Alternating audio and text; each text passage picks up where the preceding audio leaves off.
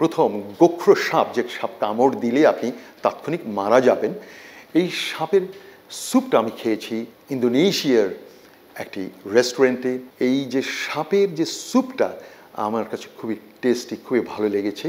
এবং আমার সামনেই, কারণ রেস্টুরেন্টের পেছনে নিয়ে গেছে, যে এখানে খাঁচার ভেতরে যেমন চিকেন থাকে না, অনেক জিন্দা চিকেন, তারপর ধরে ধরে ওটাকে জবাই করে, আমাকে ভেতরে নিয়ে গেছে। নিয়ে আমাকে বলল, আগে আমার গাইড বলেছে তিনি অস্ট্রেলিয়া থেকে এসেছেন, and he want to have a snack. ও বললো ভাজি খাবে, আমি বলছি না না না, ভাজি খাবো না, ও ভাজি খাওয়া যাবে না। তো আমাকে নিয়ে গেছে, সাপগুলো অনেকগুলো কিলবিল কিলবিল করছে। এটা অনেক বড় একটা সাপ, ও খাঁচার ভিতরে একদম ফোঁস করে উঠলো।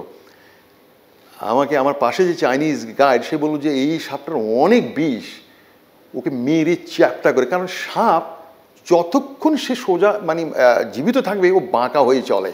কোটি মানুষের আস্থার ভালোবাসায় 11 বারের মতো দেশের 1 নম্বর রেফ্রিজারেটর ব্র্যান্ড ওয়ালটন। মারা যাওয়ার পরেই সে সোজা হয়ে যায়। তো আমাকে বললো তুমি এই সাপটা তুমি খাও, এটাকে মেরে এটাকে টুকরো টুকরো করে এটাকে খাবো আমরা দুজন। আমরা ঠিক আছে। তো দামটা একটু বেশি নিয়েছে তখন, খুব দাম। তখনকার আমলে 1995-তে সম্ভবত 50 অস্ট্রেলিয়ান ডলার। এবং আমি বললাম যে একটু ঝাল মশলাটা একটু বেশি করে দিই, যাতে আমার খেতে ভালো লাগে।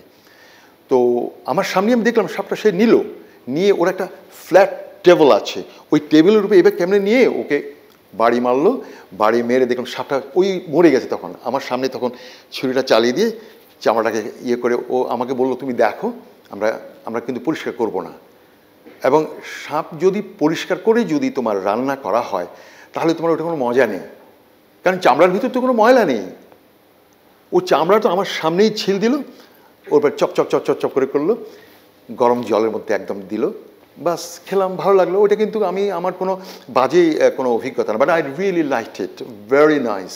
জীবনে একবার হলেও বিষাক্ত সাপ, যে সাপ দৌড়ে আসে কামড় দেওয়ার জন্য, ওর হাড় মাংস সব পুরো খেয়ে ফেলতে হবে।